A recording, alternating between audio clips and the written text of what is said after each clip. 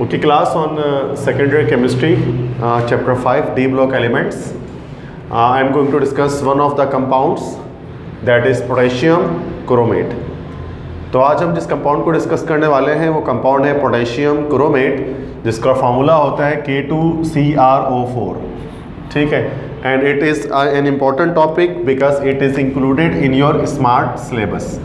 तो ये smart syllabus के अंदर ये टॉपिक इंक्लूड है आपके पास सिंटेक्स में या सिन बोर्ड में, तो तमाम स्टूडेंट्स के लिए इंपॉर्टेंट हो जाता है. So potassium chromate is the common name of a compound. और पोटेशियम क्रोमेट एक ऐसा कंपाउंड है जिसके अंदर क्रोमेट आयन होता है. So what is a chromate ion? कि CrO4-2, this ion is called chromate ion because इसके अंदर क्रोमियम मौजूद होता है. ठीक है, so, जैसे ClO4 होता है क्लोरेट, ठीक है, IO4 होता है आयोडेट, इस तरह CrO4-2 ये होता है क्रोमेट. तो जिस कंपाउंड के अंदर क्रोमेट आयन मौजूद होगा वो क्रोमेट कंपाउंड है. तो क्रोमेट आयन के साथ पोटेशियम मौजूद है, that's why it is called potassium chromate. CrO4 तो पूरा क्रोमेट होता है और -2 वैलेंसी क्रोमेट की पोटेशियम के नीचे आ जाएगी. इंटरचेंज जब होगा तो फॉर्मूला बन जाएगा K2CrO4. So this compound is potassium chromate and this compound is used in the salt analysis. Salt analysis के अंदर हम इस कंपाउंड को इस्तेमाल करते हैं सेकेंड ईयर केमिस्ट्री के प्रैक्टिकल्स के अंदर. ये होता कैसा है? ये एक येलो क्रिस्टलाइन सॉलिड होता है. येलो कलर का एक क्रिस्टल जैसा एक सॉलिड होता है, ठीक है, डीप येलो कलर का. तो इसके एक स्पेसिफिक कलर से इसको कैरेक्टराइज किया जाता है कि ये डार्क येलो या डीप येलो कलर के क्रिस्टलाइन सॉलिड होता है, क्रिस्टल्स जैसे होते हैं. ठीक है, this is called potassium chromate. और एक चीज़ होता है पोटेशियम डाइक्रोमेट, वो जो है वो रेडिश कलर का होता है, जिसके बारे में भी आगे हम डिस्कस करेंगे. पोटेशियम क्रोमेट को इस्तेमाल किस वजह से किया जाता है केमिस्ट्री में? इसको हम इस्तेमाल करते हैं एक ऑक्सीडाइजिंग एजेंट के तौर पे.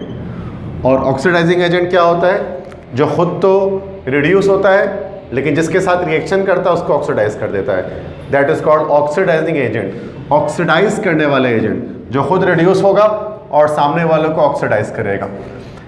अच्छा, ये कैसे अंदाज़ा होता है कि कोई कंपाउंड ऑक्सीडाइजिंग एजेंट है कि नहीं है? हम उसके ऑक्सीडेशन नंबर चेक कर लेते हैं. जैसे कि ये कंपाउंड है K2CrO4. अब ये कंपाउंड ऑक्सीडाइजिंग एजेंट है कि रिड्यूसिंग एजेंट है, हम इसके ऑक्सीडेशन नंबर चेक कर सकते हैं. अगर इसकी ऑक्सीडेशन नंबर प्लस में आ जाएगी, प्लस में एक हाई वैल्यू आएगी, तो उसका मतलब ये ऑक्सीडाइजिंग एजेंट होगा. ठीक है, अगर क्रोमियम की यहाँ पर जो है वो हम क्या करेंगे, Cr की सेंट्रल मेटल एटम की हम यहाँ पर ऑक्सीडेशन स्टेट को फाइंड आउट करेंगे. ठीक है, तो अगर हम इसको फाइंड आउट करें तो यहाँ पर पोटेशियम का हो जाता है +1, एक का होता है 2 का +2 हो जाएगा, और एक ऑक्सीजन का होता है -2 और 4 का कितना हो जाएगा, -8. तो +2 और -8 कितना हो गया? ये हमारे पास हो गया -6. तो क्रोमियम कितना हो जाएगा, +6. तो क्रोमियम की ऑक्सीडेशन स्टेट कितनी आ रही है, +6 आ रही है इसकी ऑक्सीडेशन नंबर. तो क्या बहुत हाई वैल्यू आ रही है, तो क्रोमियम खुद क्या कर सकता है, अपनी इस वैलेंसी को कम कर सकता है, अपनी इस ऑक्सीडेशन स्टेट को कम कर सकता है. मतलब खुद को ये रिड्यूस कर सकता है. जब खुद को रिड्यूस करेगा तो दूसरे को क्या करेगा, जिसके रिएक्शन करेगा, ऑक्सीडाइज करेगा.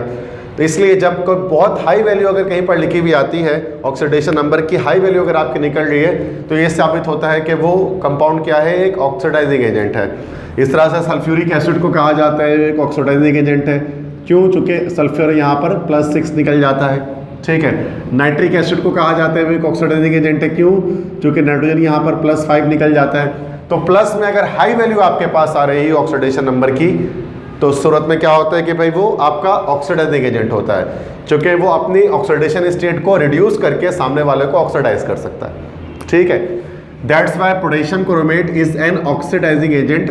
ऑर्गेनिक रिएक्शंस के अंदर हम पोटेशियम क्रोमेट, पोटेशियम डाइक्रोमेट इनको इस्तेमाल करते हैं ऑक्सीडेशन रिएक्शंस को करने के लिए. अच्छा, ये एक तरह का कॉम्प्लेक्स सॉल्ट बना हुआ है. ये भी अगर मैं इसको ब्रैकेट की सूरत में लिखूं तो K2 लार्ज ब्रैकेट CrO4. ठीक है, तो क्या ये कॉम्प्लेक्स बन गया? तो ये कॉम्प्लेक्स एक्चुअल में यहाँ पर K एक कैटाइन है, Cr एक सेंट्रल मेटल एटम है और ऑक्सीजन क्या है, एक लिगेंड है. ठीक है, तो इसका अगर आप IUPAC नेम अगर आप इसका लिखना चाहो तो क्या हो जाएगा, पहले कैटाइन लिख देंगे तो पोटेशियम और 4 ऑक्सीजन है, ऑक्सीजन को बोलते हैं ऑक्सो. तो 4 ऑक्सीजन है तो क्या हो जाएगा, टेट्रा ऑक्सो. और ये क्रोमियम के बजाय क्या लिख देंगे उसको, जो कि कैटाइन आ गया तो फिर क्रोमेट। और क्रोमियम का ऑक्सीडेशन नंबर कितने निकली हुई है 6। तो ये पोटेशियम टेट्राऑक्सोक्रोमेट 6, ये कौन सा नेम है इसका, IUPAC। IUPAC में इसको पोटेशियम टेट्राऑक्सोक्रोमेट 6 कहते हैं और कॉमनली इसको हम क्या कह देंगे, पोटेशियम क्रोमेट। ठीक है भाई। तो ये कॉम्प्लेक्स एक कंपाउंड है, कॉम्प्लेक्स है, इसका हम नेमिंग भी कर सकते हैं। और ये कंपाउंड सॉल्युबल इन वाटर है, पानी में हल हो जाता है और वाटर में डिजॉल्व होकर येलो कलर का एक जो है वो आपको सोल्यूशन तैयार करके देता है पानी में हल होकर, क्योंकि खुद येलो क्रिस्टलाइन सॉलिड है तो सोल्यूशन इसका येलो कलर का होता है।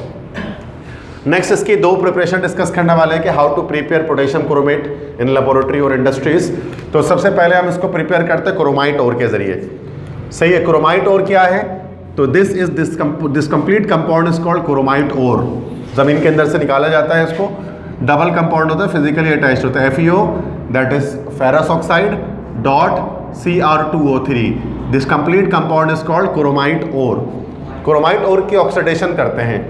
ऑक्सीडेशन करने के लिए क्या करेंगे, इसका ऑक्सीजन से रिएक्शन करेंगे, ठीक है, और इन the presence of potassium carbonate, potassium carbonate की प्रेजेंस में इसके साथ ऑक्सीजन का रिएक्शन कराया जाएगा तो इस क्रोमाइट ओर की ऑक्सीडेशन हो जाएगी। अब कैसे ऑक्सीडेशन होगी, देखो इस FeO के अंदर आयरन +2 है, ऑक्सीजन -2 है। ये आपके पास जो कंपाउंड है, ये वाला कंपाउंड तो आपके पास है फेरस ऑक्साइड इसके अंदर, ठीक है।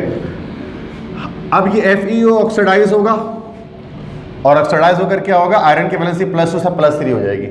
तो ये फेरस ऑक्साइड से क्या बन जाएगा, फेरिक ऑक्साइड, है ना भाई। यहाँ +3 वैलेंसी हो गई तो यहाँ पर क्या हो गया, आयरन ऑक्सीडाइज हो गया। ये क्रोमियम ऑक्साइड, ये ऑक्सीडाइज होगा।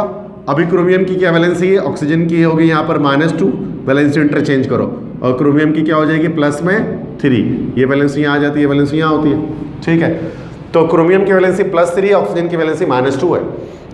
ये क्रोमियम ऑक्साइड ऑक्सीडाइज होगा +3 से और रिएक्शन किससे करेगा, रिएक्शन करेगा पोटेशियम के साथ और बन जाएगा K2CrO4 पोटेशियम क्रोमेट, जहां पर इसकी वैलेंसी कितनी है +6। तो हो गया यहाँ पर क्रोमियम भी ऑक्सीडाइज और पोटेशियम ने इसके साथ रिएक्शन करे तो यहाँ पर क्या बच गया, सिर्फ CO3। ये CO3 तो अनस्टेबल है तो एक ऑक्सीजन लॉस करके कार्बन CO3 क्या बन जाएगा, CO2, कार्बन डाइऑक्साइड गैस, वो गैस बनकर यहाँ से उड़ जाएगी। तो और यहाँ पर ये oxygen as an oxidising agent यहाँ पर इस्तेमाल हो रहा है, जिसकी वजह से ऑक्सीडेशन हुई है, ठीक है भाई। तो सर में क्या हो रहा है कि यहाँ पर ये ऑक्सीजन क्या कर रहा है, इन पूरे क्रोमाइट ओर को ऑक्सीडाइज कर रहा है। FeO ऑक्सीडाइज होकर क्या बन रहा है, Fe2O3 ferric oxide, Cr2O3 oxidise होकर पोटेशियम क्रोमेट बन रहा है। पोटेशियम इसके साथ अटैच हो गया तो यहाँ CO3 बच गया। CO3 तो कोई कंपाउंड नहीं होता, CO3 तो कार्बोनेट आयन है। तो CO3 क्या करता है, अपने स्टेबल एक ऑक्सीजन लेस करके किस में कन्वर्ट हो जाता है, CO2 कार्बन डाइऑक्साइड गैस में। समझ आगे बात। उसके बाद finally we have to balance the equation, equation balance कर लेंगे, ठीक है। Any question you have?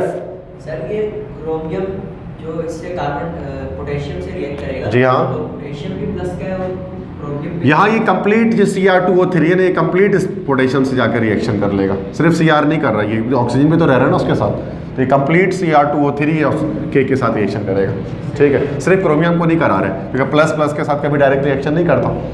समझ में आ गई बात। सेकंड इसके बाद है from chromium oxide. Chromium oxide से फिर बनाएंगे सिर्फ क्रोमियम ऑक्साइड। अभी हमने क्या लिया था, क्रोमाइट ओर लिया था, इसमें क्रोमियम ऑक्साइड के साथ फेरस ऑक्साइड भी था। अब हम क्या करेंगे, सिर्फ जो है वो क्रोमियम ऑक्साइड लेंगे और उसकी ऑक्सीडेशन करेंगे, ठीक है। तो क्रोमियम ऑक्साइड होता है Cr2O3, यहाँ पर क्रोमियम की वैलेंसी आप जानते हैं +3, ऑक्सीजन -2 होगा, वैलेंसी इंटरचेंज हो रही होती है, ठीक है। अब इसकी ऑक्सीडेशन करनी है और आप जानते हैं कि halogens are very good oxidising agent. तो हैलोजेंस जितने भी होते हैं ना, ये स्ट्रॉन्ग ऑक्सीडाइजिंग एजेंट होते हैं, फ्लोरीन, क्लोरीन, ब्रोमीन, ये स्ट्रॉन्ग ऑक्सीडाइजिंग एजेंट होते हैं, ठीक है।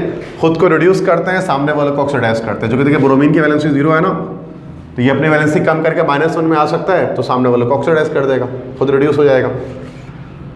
और ये in the presence of KOH as basic medium में हम इसके रिएक्शन करेंगे। तो ये KOH इसलिए इस्तेमाल किया कि ये बेसिक मीडियम है, OH के जैसे बेसिक मीडियम, अगर पोटेशियम भी हमें कंपाउंड में चाहिए तो KOH हमने यूज़ कर लिया, स्ट्रॉन्ग बेस, ठीक है।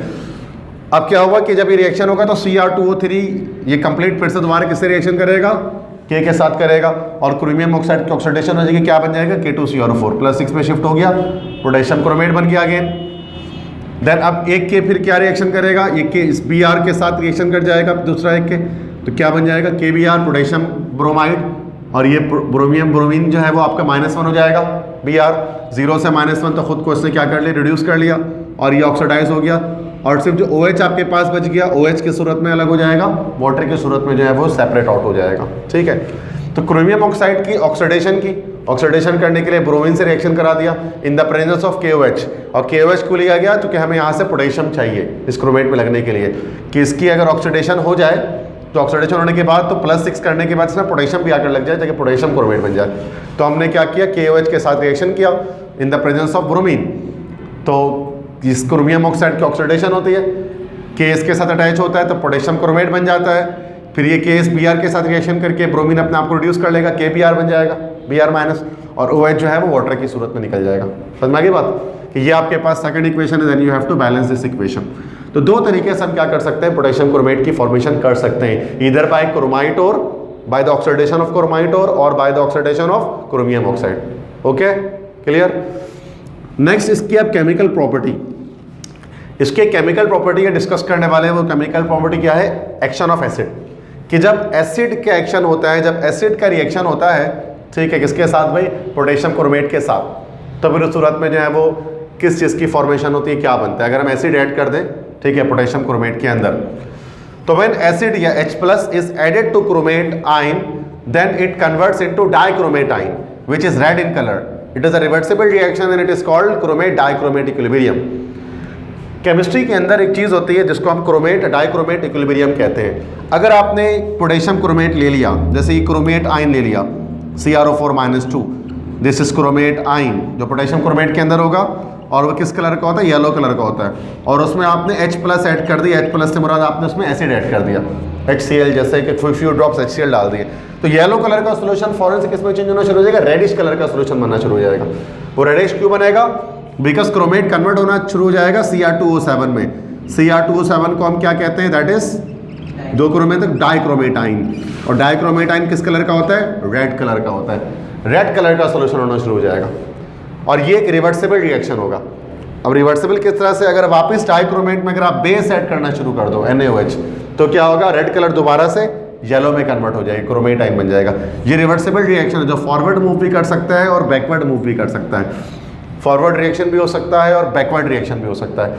इसी को हम कहते हैं क्रोमेट डाइक्रोमेट इक्विलिब्रियम रिएक्शन, कि क्रोमेट और डाइक्रोमेट के बीच में इक्विलिब्रियम स्टैब्लिश होती है, कि अगर आप क्रोमेट आयन में एसिड मिलाओगे तो डाइक्रोमेट बन जाएगा, और डाइक्रोमेट में बेस मिलाओगे तो वापस क्रोमेट बन जाएगा। आप जितनी बार चाहो उतनी बार रिएक्शन कर सकते हो, yellow to red, red to yellow, yellow to red, red to yellow, आप बार बार कर सकते हो। ठीक है, तो ये एक एक्शन होता है कि H+ अगर आप ऐड करें क्रोमेट आयन में, तो सूरत में क्या होगा, तो वो डाइक्रोमेट में कन्वर्ट हो जाएगा, या पोटेशियम क्रोमेट होगा तो पोटेशियम डाइक्रोमेट में कन्वर्ट हो जाएगा। ठीक है, जो किस कलर का होता है, रेडिश कलर का होता है, yellow to red colour change हो रहा होता है उसके अंदर। समझ में आ गई बात। तो आज के लेक्चर में हमने डिस्कस किया एक बहुत important compound, that is potassium chromate, और उसके अंदर मैंने जाना कि ये एक ऑक्सीडाइजिंग एजेंट होता है, वाटर सॉल्युबल होता है, येलो क्रिस्टलाइन सॉलिड होता है। अगर आप इसको बनाना चाहो तो आप कैसे बना सकते हो इसको, दो तरीके से, या तो आप क्रोमाइट और की ऑक्सीडेशन कर दो, या फिर क्रोमियम ऑक्साइड की ऑक्सीडेशन कर दो। दोनों सूरतों में आपको पोटेशियम क्रोमेट की फॉर्मेशन हो जाती है। ठीक है, और केमिकल प्रॉपर्टी जस्ट एक इसके आप याद रखें, और वो क्या है, एक्शन ऑफ एसिड, कि जब भी क्रोमेट आयन पे एसिड मतलब H+ ऐड करते हैं तो वो Cr2O7 मतलब डाइक्रोमेट आयन में कन्वर्ट हो जाता है, जिसका कलर क्या होता है, रेड होता है। तो येलो से कलर रेड की तरह शिफ्ट हो जाता है, और डाइक्रोमेट आयन पे दोबारा अगर आप बेस को ऐड करोगे तो क्या होगा, रिएक्शन बैकवर्ड हो जाएगा और रिवर्स हो जाएगा ना, क्योंकि दोनों तरफ मूव कर सकते हैं, रिवर्सिबल रिएक्शन है, तो आपको क्रोमेट आयन येलो कलर का मिल जाएगा। क्लियर है सारी चीज़ें, any question, no question is there.